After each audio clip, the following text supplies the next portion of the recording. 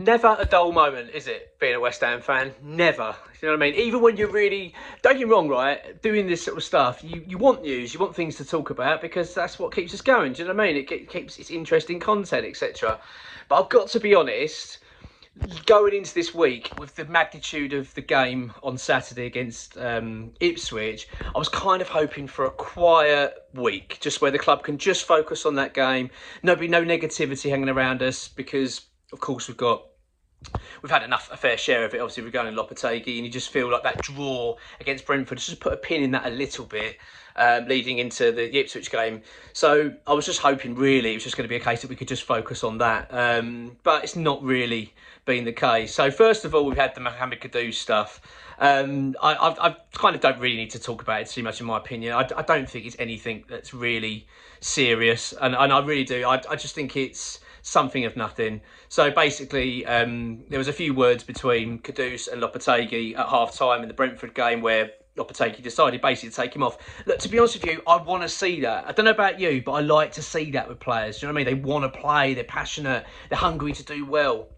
I'd rather that than him sitting there going, all right, no worries. Do you know what I mean? I want him to care.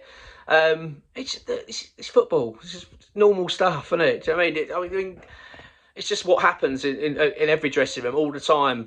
You know, a few words are said. It's just, I just, you know, it's disappointing that it's been something that's sort of been blown out of the proportion it has. But anyway, it is what it is. I don't think it's anything that needs to be really talked about anymore. And as far as we understand it at the moment, it's all been put to bed. They've all kissed and made up, and it's all, you know, focused on the Ipswich game. So that's good. And of course, you know, at the end of the day, the decision to take Kudus off and to change it around for the second half, we were better second half. You know what I mean? I'm not saying Kudus played badly. I actually thought he played all right in the first half, but he made his decision. Lopetegui is the head coach. He made the call, and we ended up getting back into the game. So that's what it is for that one. And then the next bit of negativity is surrounding a striker. So it just feels like we're bloody cursed, doesn't it, with these strikers? My word, does it ever end, the striker hunt for West Ham and it wanting to go well? But Niclas Fullkrug, of course, is still injured. It's really frustrating, this, because it wasn't long ago, i.e. the Brentford game, he was 50-50 to make that. You know, that's what we were being told. He was getting very close. He's going to have a late fitness test. He should make the game. So my assumption, that's why, you know, in my preview of the game, I'd said, yeah, I believe he's going to be making it here. We want to get him back involved. At least be in the squad, but he didn't make the squad. He's now not going to make the Ipswich game. He's now not going to be playing until the 19th of October, apparently. That's his next, one they've sort of penciled in for his return, which is when we play Tottenham. You know, it's just a blow. We just don't need this. You know what I mean? We need him playing. We want to get him off the mark, get him playing. It's just not what we need at all. Real frustrating one, that. And it's interesting as well because there's been a bit of talk, isn't there? Transfer stuff sort of lingering a little bit around in the media, just doing the rounds. It's regarding Michail Antonio. Apparently West Ham are going to listen to offers for him in January. I don't know how confident I am with that at the moment. Possibly if we look to bring someone in, but looking at the reports from today, it doesn't appear that is the case. West Ham really believe in Füllkrug, by the way. Feel that he is going to be, when he gets going, he's going to be a great player for us. He's part of Lopetegui's plans, etc., etc. And there's no plans to bring in a striker in January. West Ham typically don't do a lot in January anyway. Do you know what I mean? It's unless it's an emergency, West Ham tend to not do too much. So I'd be very surprised if West Ham start putting their hands in their pockets again this season, you know, during the season, unless there's a significant injury or something like that, or they're going to sell a player. Look, if Antonio goes in January, then maybe, but I'd be surprised if West Ham sanction that, you know, unless there's going to be someone lined up. But let's be honest, I mean, unless it's John Duran, I'm not really interested at the moment. I'm still like seething over the fact that we didn't get that deal done. But yeah, I don't think there's much in it, to be honest, in January. I think, you know, West Ham will look to strengthen if they can. And if we are in need of players, they will go for it. But as we all know, like, if you look back at January, it's always typically been a struggle for us at times. And it's a difficult time as well to buy players. Mid-season's a nightmare. The rates of players is ridiculous.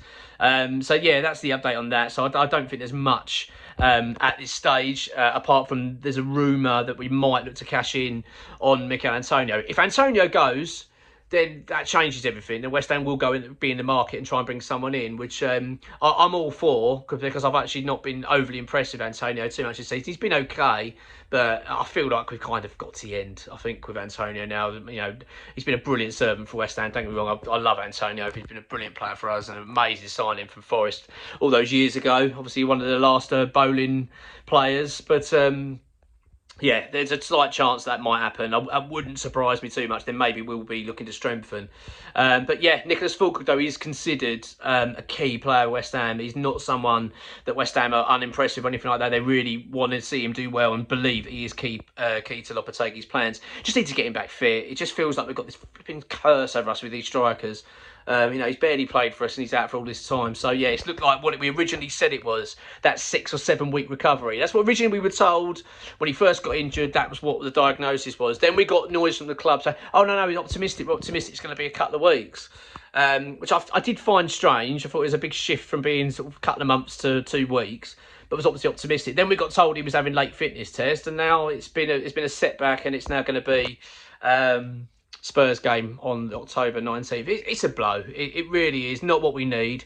But regardless of that, it's just our focus has got to be Ipswich. It's just got to be positive, and that we want to get these 3 points. I mean, that is a massive game. We've got to go into the next international break off the back of a win against Ipswich. And I'll tell you what, I'm at this stage, after watching them against Villa, I don't know about you, but I'm not that confident at all.